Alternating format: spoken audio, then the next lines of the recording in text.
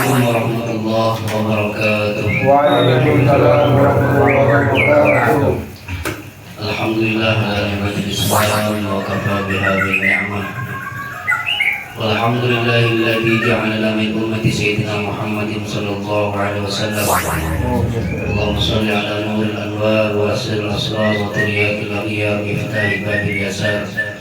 Sayyidina Muhammadin mukhtar wa alihi al-athhar wa ashabihi al-akhyar. Adatan ya'millahi bi fadli. Qalu subhanaka la ilma lana illa ma 'allamtana innaka antal 'alimul hakim. Rabbi zidni 'ilma warzuqni fahma. Rabbi shrah li sadri wa yassir li amri wahlul 'uqdatam min lisani yafqahu qawli wa saddid lisani wahdi qalbi bihaqqi Muhammadin sallallahu alaihi wasallam. Amma ba'd, yang kami hormati Mas itu sekeluarga dan juga yang kami hormati para karyawan karyawati yang bersembari. Alhamdulillah, marilah kita panjatkan puji syukur kepada Allah Subhanahu wa taala, di mana dengan hidayah maunanya di kesempatan pagi ini kita diberikan kesempatan oleh Allah, diberikan kekuatan untuk bisa melaksanakan sholat subuh berjamaah. Kalau enggak karena hidayah, kalau enggak karena ma'unah qadaran Allah, maka tidak mungkin kita bisa sholat subuh berjamaah. Orang yang bisa sholat subuh berjamaah itu merupakan pilihan Allah, orang-orang yang dipilih oleh Allah untuk bisa mendapatkan keutamaan yang luar biasa. Dan alhamdulillah dilanjutkan kemudian dengan kajian kitab. Mudah-mudahan apa yang kita laksanakan saat ini senantiasa diijabah dikabul oleh Allah Subhanahu wa taala dan bisa membawa manfaat barokah untuk kita semua fi dunya wal akhirah. Amin ya rabbal alamin. Jangan lupa like, Orang komen, yang dan bisa subscribe membuka channel YouTube pagi Jan Collection Bali. dengan ibadah, maka insya Allah hidupnya akan berkah, hidupnya akan penuh dengan pertolongan Allah Subhanahu wa taala. Sebaliknya kalau orang bangun tidur paginya langsung dimulai dengan pekerjaan duniawi, tidak dimulai dengan ibadah, maka dia akan jauh dari pertolongan Allah Subhanahu wa taala. Terlebih kalau pagi-pagi sudah dibuka dengan kajian ini luar biasa. Akan turun keberkahan dari Allah Subhanahu wa taala. Berkah hidupnya, berkah anak-anaknya juga, berkah usahanya, semuanya penuh dengan keberkahan. Rasulullah pernah bersabda, sayati zamanun ala ummati yafirruna ulama wal fuqaha. Kata beliau, suatu saat nanti akan datang kepada umatku di mana pada saat itu umatku sudah tidak mau untuk menghadiri majelis taklim. Mereka sudah menghindar, sudah menjauh dari para ulama, dari para ahli fikih. Allah alam kapan datangnya ini. Jadi suatu saat akan datang seperti itu, orang udah nggak mau ngaji, sama ustadz sama kiai itu kayak alergi, menjauh. Tapi kayaknya sudah mulai ada. Akan datang masa seperti itu. Ketika datang masa seperti itu, fa'talihimullah bisalasil baliyat. Kemudian Allah akan menimpakan 3 musibah bagi mereka, bagi umat yang tidak mau untuk mengaji lagi. Padahal ilmu sama agama Islam ini gak bisa dipisahkan, gak bisa. Orang Islam ya harus ngaji, orang Islam ya harus terus mencari ilmu.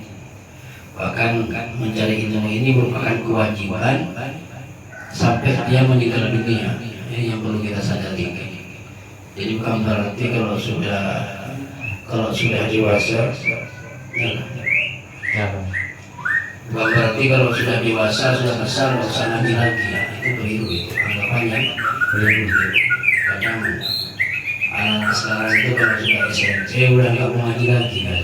Malah sama-sama. Ini yang sangat disayangkan. Ya.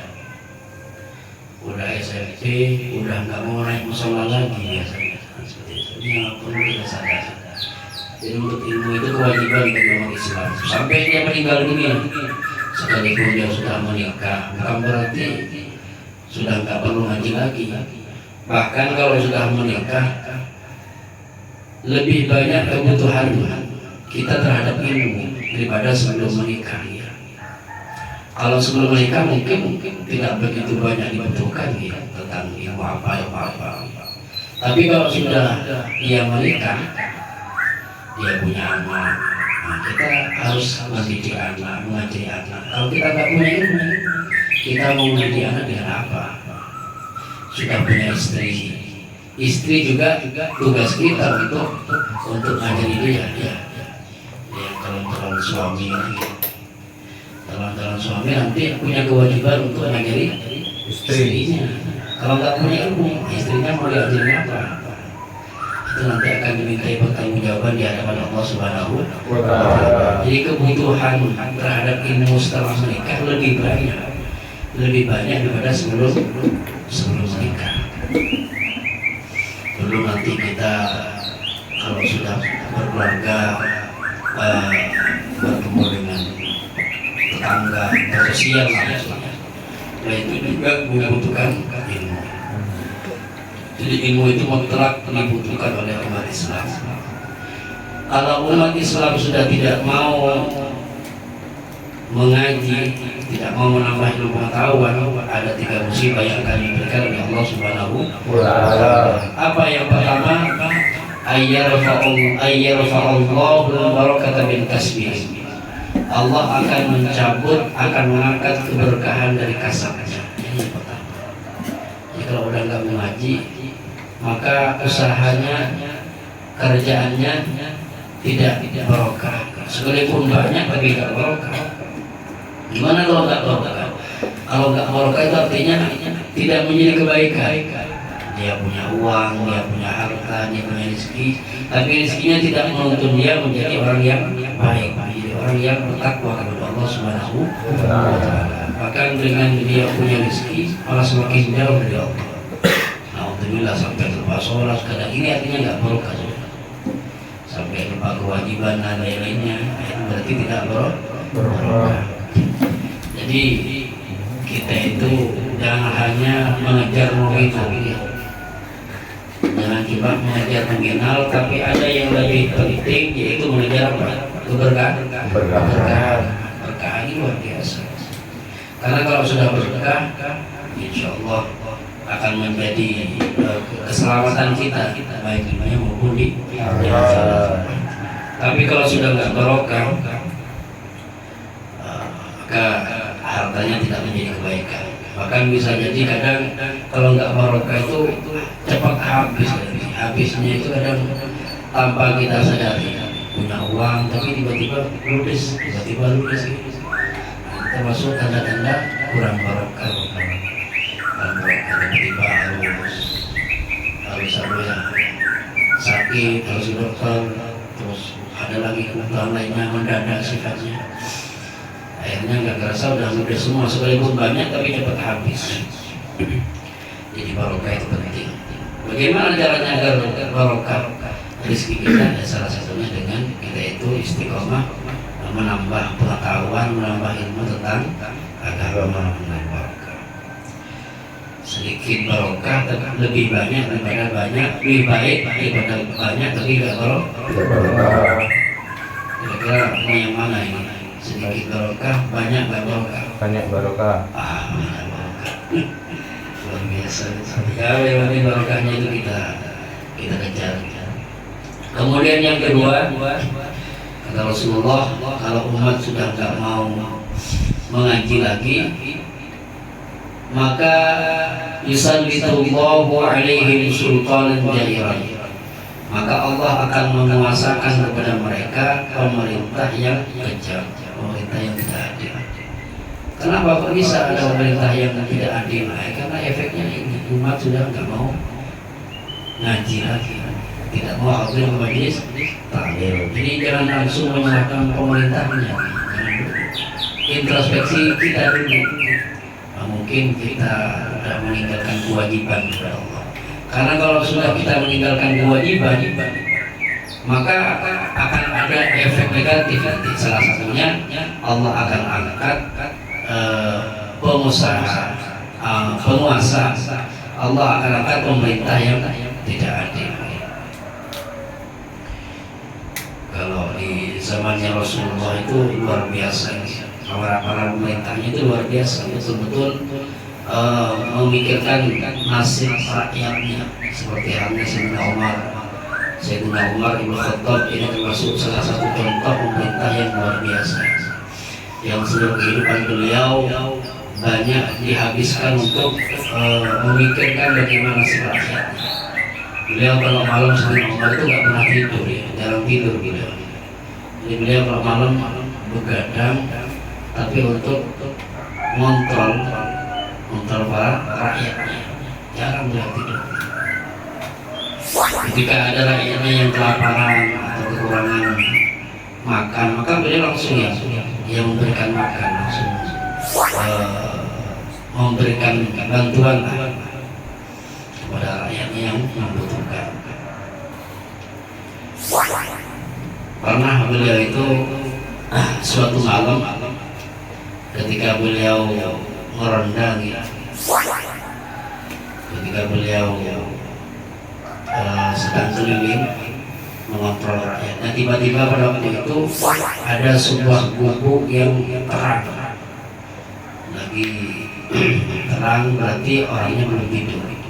Akhirnya beliau samperin itu gubuk itu. Ternyata di dalamnya itu ada seorang ibu-ibu yang sedang bekerja dengan putrinya. Ini pengalaman beliau ketika merendah malam. Beliau ngintip dari luar. Di dalam itu ada percakapan.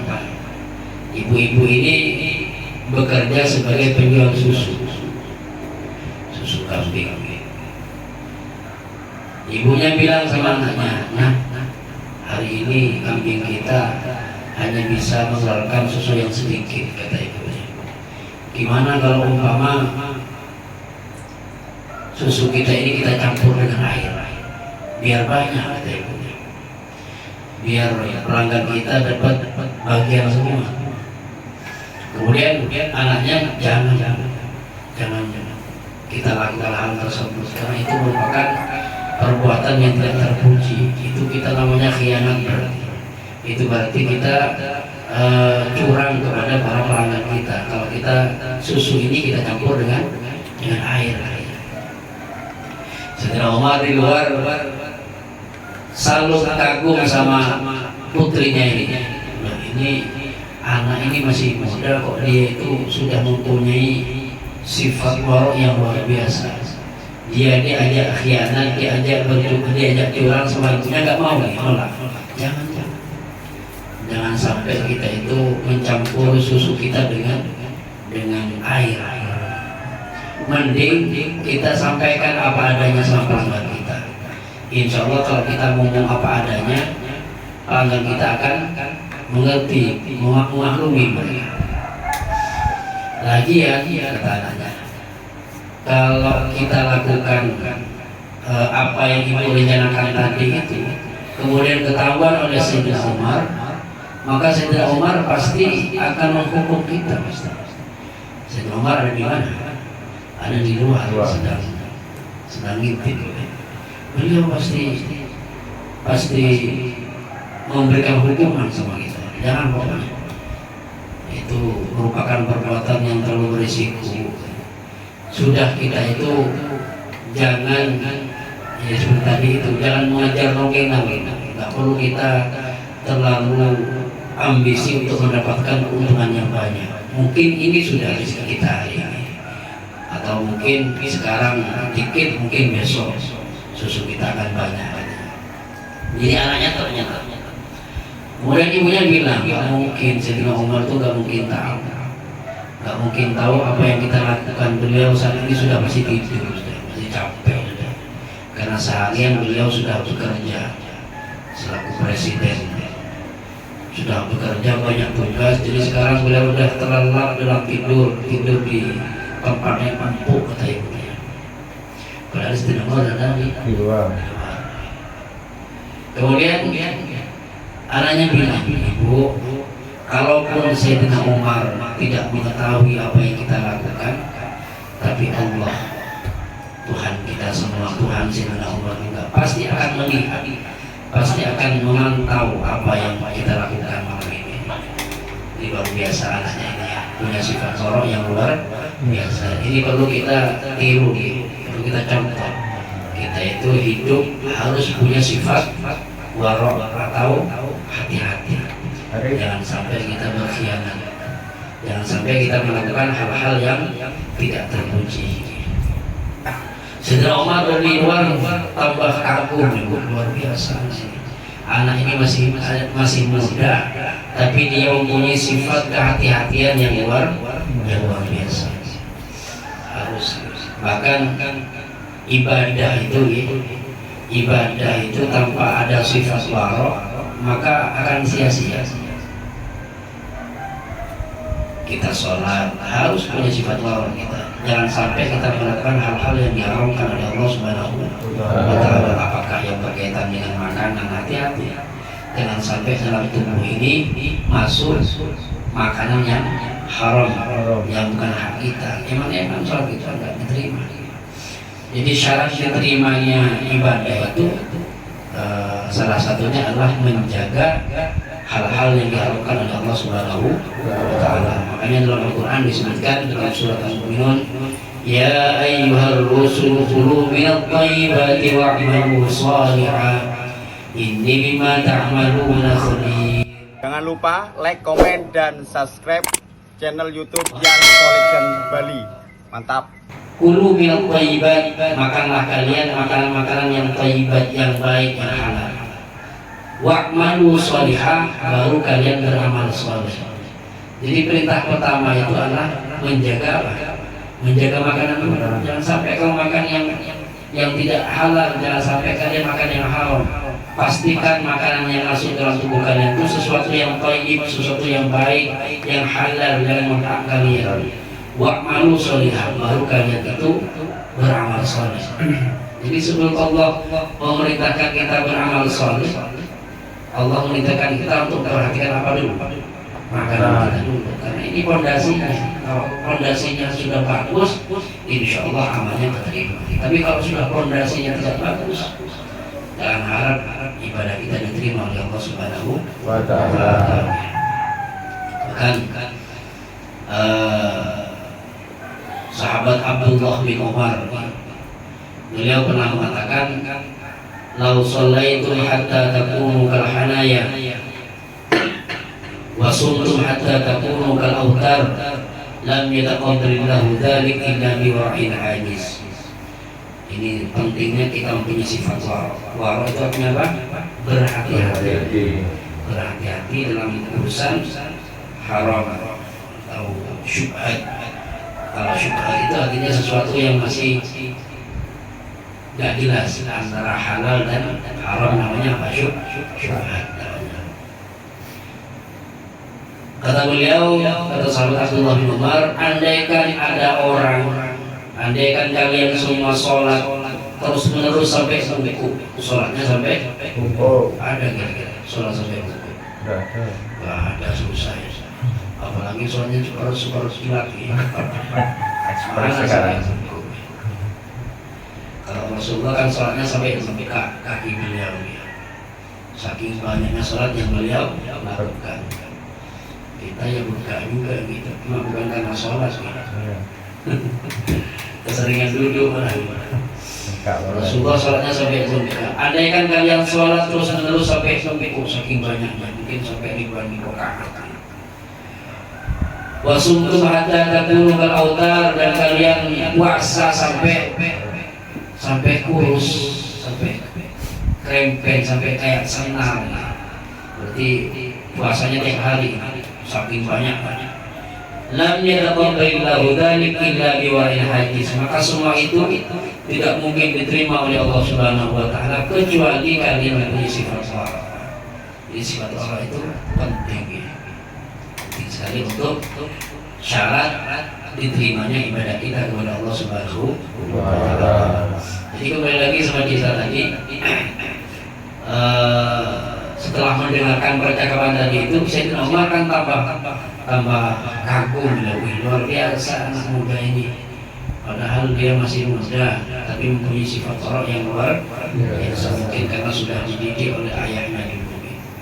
Akhirnya setelah itu beliau pulang ke rumah. Paginya beliau perintahkan prajuritnya, sana panggil ibu-ibu sama anaknya itu panggil. Setelah dipanggil, datang ke rumah beliau. Ternyata apa yang beliau lakukan? Karena beliau selalu kagum dengan sifat pemudi ini, anak muda yang cewek ini. Akhirnya beliau menjodohkan putranya dengan anak muda yang cewek ini. Karena beliau kagum dengan sifat orangnya itu. Jika orang dulu itu ngambil mantu, itu bukan karena dia kaya, bukan karena dia cantik atau glowing, bukan. Tapi yang dia dulu adalah akhlaknya. Bagaimana akhlaknya? Kalau dia benar-benar mempunyai akhlak yang baik, apalagi punya sifat warok, ini yang menjadi kriteria untuk dijadikan mantu. Kalau sekarang kan susah. Ada yang glowing. Dulu. Ya, alhamdulillah kita pagi ini diberikan kesempatan oleh Allah untuk terus bisa mengaji. Kemudian yang ketiga, yang kedua sudah.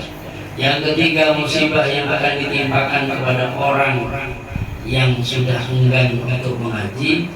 Kata Rasulullah, yakhrujuna minad dunya bighairi imanin. Mereka akan keluar dari dunia ini tanpa membawa keimanan. Ini yang sangat ditakutkan. Karena kalau orang meninggal dunia tanpa bawa iman, tanpa bawa Islam, berarti hidupnya gagal. Hidup ini kan sekali cuma hidup, nggak mungkin hidup dua kali, nggak ada. Hidup ini sekali.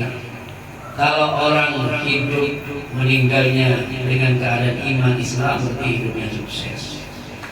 Orang sukses itu bukan berarti diukur dengan harta mereka yang banyak, bukan diukur dengan atau pangkat, tidak. Orang hidup yang sukses itu kalau dia itu bisa mengakhiri hidupnya dengan membawa iman dan Islam. Karena dengan iman Islam ini nantinya kita akan menjadi orang yang selamat sampai di alam akhirat. Tapi kalau sudah kita nggak iman ke Islam sih, maka mau kemana kita nanti? Mau ke surga nggak bisa.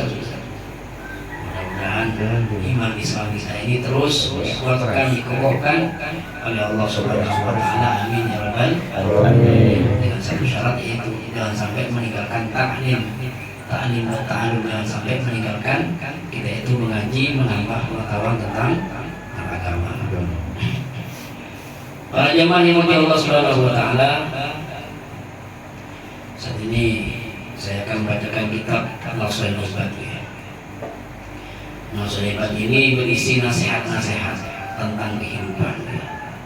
Karena nasihat juga merupakan sesuatu yang penting dalam kehidupan manusia. Orang itu kalau masih mau dinasihati, berarti dia masih menjadi orang yang baik. Dalam surat Al-Asr kan, wal asri innal insana lafi khusr. Sesungguhnya manusia itu dalam kerugian. Illal ladzina amanu, kecuali orang-orang yang beriman. Orang yang beriman insyaallah termasuk orang yang beruntung. Wa amilus shalihat, dan orang yang beramal saleh. Yang ketiga, wa tawassaw bil haqq wa tawassaw bis sabr. Orang yang saling menasihati dalam kebenaran, saling menasihati juga dalam kesabaran. Artinya orang kalau mau menerima nasihat, kalau dia mau dinasihati, insya Allah dia tidak akan menjadi orang yang merugi. Jadi Rasul hebat isinya yaitu nasihat-nasihat ulama-ulama salaf. Bismillahirrahmanirrahim. Qala al-musannif rahimahullah ta'ala wa nafa'ana bihi wa 'ulumihi wa amadana bi asrarihi wa anwarihi wa nafa'atihi amin. Wal maqalatu tsaniyatu 'ashrun, maqalah yang ke-22 atau nasihat yang ke-22. Qila Allah ta'ala ila Uzair an-nabiy alaihi salam. Dikatakan bahwa Allah pernah memberikan wahyu kepada Nabi Uzair. Pernah dengar Nabi Uzair?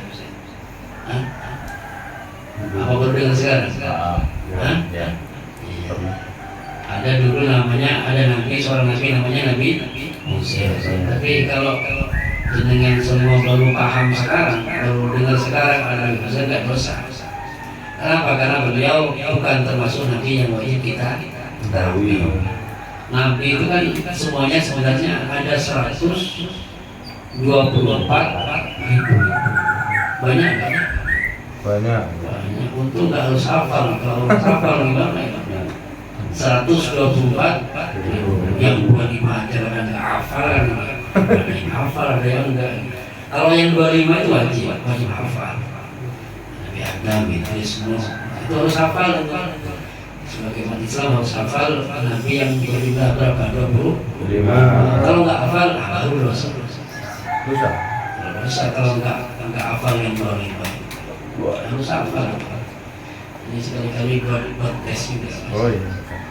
Nabi yang 25. Karena itu kewajiban bagi orang yang itu aja saja. Kalau umpama ditanya ada nggak Nabi Ilyas? Oke. Nabi Ilyas kayaknya nggak ada kayaknya. Kalau paman saya ada namanya Ilyas. Nah, ini baru berdosa ini. Kalau nggak mengakui kenabian Nabi Ilyas. Kalau yang 25 itu wajib hafal. Tapi kalau yang di luar 25 nggak wajib hafal. Seperti Nabi Uzair. Nah, dulu ada namanya Nabi Uzair. Termasuk Nabi Khidir. Kalau Khidir kan sudah masyhur ya. Insya Allah banyak tahu Nabi Khidir. Beliau juga seorang Nabi, tapi tidak wajib diketahui oleh umat Islam. Ada juga Nabi Shis. Ya, Shis. Ada Nabi Shis. Ada nggak? Apa baru dengar sekarang? Nabi Shis. Nabi Shis ini putranya Nabi Adam. Nabi Shis. Beliau Nabi, tapi tidak wajib diketahui oleh umat Islam. Bahkan ada Nabi yang masih hidup sampai sekarang. Termasuk Nabi Khidir itu kan masih hidup. Nabi Khidir ditugaskan oleh Allah untuk menjaga Sungai. Iya, nggak cuma sungai aja. Lautan lah, ya lautan. Tempat-tempat yang ada airnya, kayak kita pancing itu contoh. Ada. Pernah disinggahi sama beliau. Pernah ketemu. Allah Allah. Karena kan kalau Nabi itu kan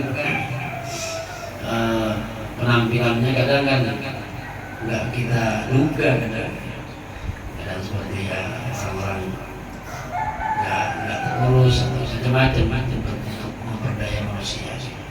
Nabi Khidir masih hidup beliau. Termasuk juga Nabi Isa. Nabi Isa masih hidup. Bahkan dulu beliau itu diangkat ke langit pada umur 33 tahun. Masih muda beliau dan masih jomblo, belum nikah. Nggak tahu nikahnya sama siapa nanti. Beliau nanti akan turun di akhir zaman bukan sebagai nabi tapi menjadi bagian dari umat Muhammad Sallallahu Alaihi Wasallam. Beliau yang hanya diterima oleh Allah menjadi bagian dari umat Muhammad. Yang lainnya nggak diterima. Kayak Nabi Musa minta nggak diterima sama Allah. Hanya Nabi Isa. Nabi Isa masih hidup dan Nabi Isa juga wajib kita ketahui. Nabi Isa itu termasuk Nabi yang berjumlah berapa? 25. Nabi Isa. Jadi yang hidup itu di bumi ada dua, yaitu Nabi Khidir sama Nabi Ilyas. Yang di langit Nabi Isa dan Nabi Idris. Jadi pernah Allah itu memberikan wahyu kepada Nabi Uzair. Bagaimana Allah mengatakan berfirman, ya Uzair, idza adnabta dhanban saghiran fala tanzur ila sigharihi ay dzalika dzambi. Uzair, kata Allah, kalau kamu berbuat dosa sekecil apapun dosanya, fala tanzur ila sigharihi, kamu jangan lihat kecilnya dosanya. Ini nasihat luar biasa. Kita kalau berbuat dosa jangan lihat kecilnya dosa, artinya jangan kita entengkan, jangan kita sepelekan. Oh, cuma dosa kecil. Nanti kalau dosa kecil di bawah itu udah habis dosanya. Ini kan namanya mengentengkan perbuatan dosa. Tidak boleh. Tidak boleh kita mengentengkan atau menyembunyikan perbuatan dosa. Wanzur ila man aznabta lahu. Tapi lihatlah. Jangan lupa like, komen, dan subscribe channel YouTube Yan Collection Bali. Mantap. Agung Allah yang maha besar sekali. Jadi jangan lihat dosanya, oh cuma dosa kecil, nanti istighfar selesai. Istighfar sudah diampuni dosanya. Hanya kalau diampuni. Kalau enggak. Karena kita ini selaku manusia pasti pernah melakukan dosa. Kullu bani Adam khata'un, setiap manusia itu pasti punya dosa. Wa khul khata'in at-tawwabun, dan sebaik-baik pendosa itu adalah orang yang bertobat kepada Allah Subhanahu wa Ta'ala. Yang penting jangan sampai menyepelekan dosa. Karena sekalipun dosa kecil, bisa jadi dosa itu akan mengundang murka Allah Subhanahu wa Ta'ala. Kalau kita berbuat dosa, maka segera barengi dengan istighfar. Istighfar ini yang akan menghapus dosa-dosa kita. Jangan sampai kita itu berbuat dosa dibiarkan tanpa ada istighfar. Ini kan berarti menyepelekan. Seseorang itu kalau sudah berbuat dosa, maka dalam hatinya itu akan ada noktah, sebagaimana dikatakan oleh ulama. Kalau dia berbuat dosa, ada titik hitam atau noda hitam yang hatinya. Kalau dia beristighfar, maka titik hitam itu akan bersih lagi. Tapi kalau dibiarkan terus, titik hitam itu akan menjadikan hati kita gelap. Terus gelap. Hati itu kalau sudah gelap, susah dia biarnya dikasih tahu orang, susah misalnya. Nggak mau dinasehati. Hidupnya itu biasanya semaunya sendiri, tanpa ada aturan agama. Jadi kalau kita berbuat dosa, pertama jangan sampai menyepelekan. Jangan sampai kita itu menyepelekan sebuah perbuatan dosa. Yang kedua, kalau kita berbuat dosa, setelah beristighfar kepada Allah Subhanahu wa Ta'ala, berarti istighfar itu nggak boleh kita tinggalkan ya. Karena setiap hari kita pasti berbuat dosa, betul? Ada nggak orang yang suci? Ada. Orang yang suci dari dosa itu nggak ada. Ustadz sekalipun dia pasti pernah berbuat dosa. Ustadz juga manusia. Apalagi di Bali. Di Bali ketemu keluar, ketemu aja, jangan dosa. Pemandangan. Di Bali ini kita sering ketemu sama bupati. Apa bupati? Buka paha tinggi. Nah itu gimana? Bupati banyak, apa di Kuta? Dilihat dosa, makna takut ketabrak. Baru takut ketabrak. Dilema juga. Hanya banyak istighfar. Pas di depannya. Yang penting kita jangan sampai menyepelekan dosa. Cuma dosa kecil, nanti kita udah beres, hilang dosanya. Memang dosa itu banyak ditimbulkan oleh mata ini.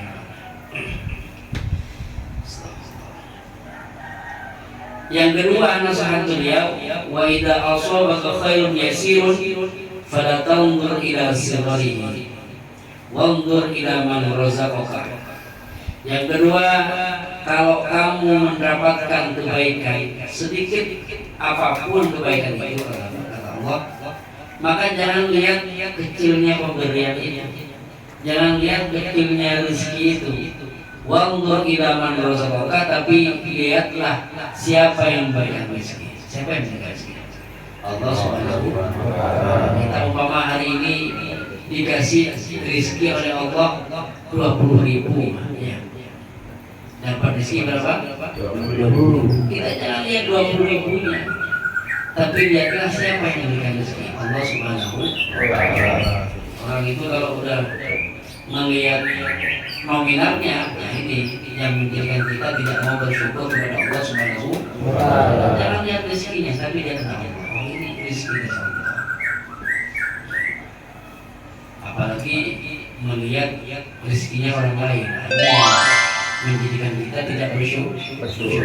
Jangan pernah melihat keinginan rezeki. Lihatlah Allah Subhanahu wa taala yang memberikan rezeki.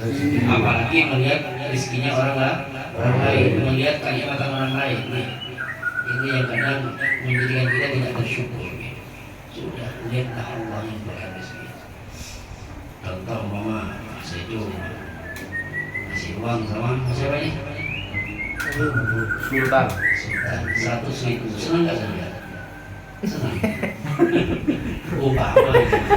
Mama lebih masuk. Habis itu masih lu manggil lagi siapa ini? Irfan. Ya, siapa? Irfan. Irfan. Dikasih 300. Enggak seneng gitu. Sama ya. Terus gimana perasaan kalian sekarang? Setelah tahu bahasa panggil sih 300. Loro. Hah? Kecewa nggak? Hah? Enggak. Benar. Iya, kalau sampai nggak lihat ya nggak kecewa. Senang. Tapi kalau sampai lihat, oh enak. Yang penting pegang uang. Masih berapa? Masih 300. Ya kan, kalau sampai melihat Mas Irfan, maka akan timbul perasaan tidak bersyukur. Ini nggak bersyukur. Awalnya kan senang. Lumayan ini. Buat beli apa ya? Rokok. Iya. Awalnya senang. Tapi kalau Mas Irfan 300. Habis itu masih lagi sama siapa ini? Bisa. 500. Senang nggak kan? Senang. Mas Irfan gimana? Lihat dikasih 500. Senang nggak? Kan sudah mulai kecewa kan? Oh iya Pak, 500. Saya 300. Itu kalau kita mulai melihat kenikmatan orang lain. Jangan melihat kenikmatan orang lain. Jangan melihat kebahagiaan orang lain. Istilahnya kalau apa istilahnya? Jangan latah. Latah ya. Sudah kita fokus, oh ini rezeki dari Allah Subhanahu wa taala. Berapapun yang saya dapat, saya harus bersyukur. Orang itu kalau nggak bersyukur, mau dikasih berapapun tetap nggak puas. Betul nggak? Kalau nggak punya rasa syukur dalam hati, berapapun dia nggak pernah puas. Memang oleh Rasulullah juga sudah diwanti-wanti, hamba umatku itu umpama dia punya sejurang emas, maka dia pasti berharap berandai-andai andaikan 2, andaikan 3, seperti itu kan. Kayak orang usaha juga gitu. Kita usaha sini sukses, kan apa sudah merasa cukup? Belum. Ini kayaknya nggak cabang lagi saya, gitu. Itu sudah sifat manusia. Setelah buka sukses, buka cabang lagi dan seterusnya. Makanya kita itu harus punya rasa syukur kepada Allah Subhanahu wa taala. Jadi kalau kamu dapat kebaikan, dapat rezeki sedikit, jangan lihat rezekinya. Jangan lihat kecilnya rezeki itu, tapi lihatlah siapa yang memberikan rezeki itu, Allah Subhanahu wa taala. Yang ketiga, wa idza asabaka baliyatun fala tashkuri ila khalqi. Kata Allah kepada Nabi Musa ini, kalau kamu tertimpa musibah, fala tashkuri ila khalqi, maka janganlah kamu mengadu kepada manusia. Janganlah mengadu kepada makhlukku. Ada musibah. Ini jangan sembarang kita ceritakan sama orang lain, karena orang kan beda-beda. Kadang ada orang yang malah bahagia melihat kita menderita, betul. Ya. Udah, nggak usah usah cerita-cerita, nggak usah curhat sama orang lain. Kalau kita ditimpa musibah oleh Allah Subhanahu wa Ta'ala, biasanya yang suka curhat ini yang cowok yang cewek. Hah? Yang suka curhat sama aja. Ewo. Sekarang kan curhatnya kan status ya. Ya Allah, kenapa kalau saya sampai gini ya Allah? Kok sampai sekarang belum dapat jodoh juga ya Allah. Mengeluhnya di status. Kita itu mengeluhnya di sepertiga malam atau subuh baru luar biasa. Kata Allah, kalau kamu tertimpa musibah, ada sesuatu yang tidak mengenakan dalam hidup kamu, sudah nggak usah cerita-cerita sama siapa-siapa. Jangan diceritakan sama manusia. Kama la ashkuka ila malaikati idza sa'idat ilayya masawika. Sebagaimana aku, kata Allah, tidak pernah mengadu kepada para malaikat ketika kalian berbuat maksiat kepada Allah. Itu menutupi aib-aib kita.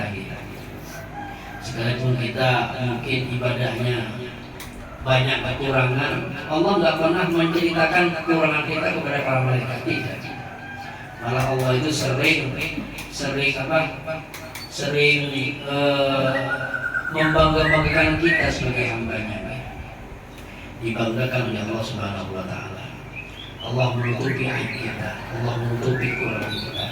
Maka ketika Allah memberikan musibah ujian kepada kita jangan sampai mengadukan kepada manusia. Orang itu kalau dihitung dikalkulasi antara senang sama anggaplah menderitanya ya, lebih banyak mana? Senang sama nggak senangnya gimana? Lebih banyak mana? Senangnya mesti. Sehat sama sakit banyak yang mana gitu kan? Sehatnya mesti. Sakitnya mungkin sebulan, sehari, 2 hari, setahun mungkin bisa dihitung dengan jari sakitnya. Jadi lebih banyak sehatnya pasti daripada sakit. Cuma kadang manusia itu kan kurang bersyukur gitu. Jadi kalau sakit 2 hari, 3 hari itu kayak sudah menghilangkan kesehatan atau kenikmatan yang sudah bertahun-tahun. Itu nasihat atau wahyu yang diberikan kepada Nabi. Mudah-mudahan bisa dipahami. Lanjutannya di sini Imam Muayyinah mengatakan man syakalin nas wa qalbuhu sabirun radin bil qada lam yakun jasa'an. Apakah kita nggak boleh cerita sama orang lain sama sekali? Bukan nggak boleh. Cuma jangan sampai hatinya ini menunjukkan sabaran atau tidak ridho dengan kepastian Allah Subhanahu. Kalau jenengan punya masalah cerita sama orang lain dengan maksud pengen solusi atau yang keluar, tapi sekalipun cerita hatinya tetap sabar, hatinya tetap menerima dan apa yang kita berikan dari Allah Subhanahu wa Ta'ala, maka hal itu tetap dibolehkan. Yang nggak dibolehkan itu kalau sampai kita itu nggak terima, nggak sabar dengan musibah yang kita alami. Ini yang nggak boleh. Kalau imamilahnya curhat saja, hati tetap terima, mana saja. Lam yakun biasa, tidak sampai disebut berkeluh kesah. Karena Nabi sendiri pernah mengalami ketika beliau sakit menjelang wafat beliau, ditanya oleh Malaikat Jibril, kaifa tajiduka, bagaimana yang kau rasakan wahai Rasulullah? Kata Malaikat Jibril. Kemudian Rasulullah menjawab, ajibni ya Jibril maghumuman wa ajibni makruban. Wahai Jibril, keadaanku sekarang ini kurang baik. Keadaanku sedang dalam kecemasan, dalam kesusahan. Nah, ini kan seakan-akan Rasulullah nggak menerima, tapi tidak sebenarnya. Beliau mengatakan seperti itu, tetap hati beliau itu sabar, tetap hati beliau menerima dengan ketetapan Allah Subhanahu wa Ta'ala. Jadi 3 nasihat tadi mudah-mudahan kita bisa amalkan di kehidupan kita sehari-hari. Amin ya rabbal alamin. Para jemaah yang Allah, mungkin demikian yang bisa saya sampaikan. Kurang lebihnya mohon maaf. Kalau ada kata-kata yang kurang berkenan mohon juga dimaafkan. Sebelum kita tutup, tadi lupa di pagi kita kirim Fatihah dulu. Untuk yang pertama, kirim Fatihah kepada junjungan kita Sayyidina Muhammad sallallahu alaihi wasallam, kepada para keluarga beliau, sahabat beliau, tabi'in, tabi'in, kepada para nabi, para utusan, para wali, para sholihin, para syuhada, dan kita juga kirim Fatihah untuk para leluhur kita yang sudah mendahului kita, mudah-mudahan diampuni dosanya oleh Allah Subhanahu wa taala. Amin. Dan kita juga doakan mudah-mudahan orang tua kita yang masih hidup, bapak ibu kita yang masih hidup, mudah-mudahan oleh Allah diberikan kesehatan. Amin. Diberikan panjang kita wa ta'ala Rasulih. Dan kita juga mohon kepada Allah, mudah-mudahan kita semua yang hadir, khusus masih hidup sekeluarga, oleh Allah diberikan kemudahan dalam segala urusannya, dan juga usahanya, rezekinya barokah, berlimpah, dan mudah-mudahan diberi keselamatan dunia sampai di akhirat. Dan sehat walafiat juga, dan mudah-mudahan keluarganya sakinah mawaddah warahmah, anak-anaknya saleh salehah, dan mudah-mudahan diselamatkan dari segala macam musibah. Ala hadhihi niyat wa ala kulli shalihat wa ala niyatil qabul. وتوكل بسر كل محمود بحق من الرسول حبيب الله البتول صلى الله عليه وسلم. الفاتحة. أعوذ بالله من الشيطان الرجيم. بسم الله الرحمن الرحيم. الحمد لله رب العالمين الرحمن الرحيم مالك يوم الدين. إياك نعبد وإياك نستعين اهدنا الصراط المستقيم صراط الذين أنعمت عليهم غير المغضوب عليهم ولا الضالين. آمين. اللهم صل وسلم على سيدنا محمد صاحب البشرى صلاة تبشرنا بها ولنا وأولادنا وجميع مشايخنا ومعلمينا وطلبتنا وطالبتنا من يومنا هذا إلى. Jangan lupa like, komen, dan subscribe channel YouTube Yans Collection Bali. Mantap. Assalamualaikum warahmatullahi wabarakatuh. Waalaikumsalam warahmatullahi wabarakatuh.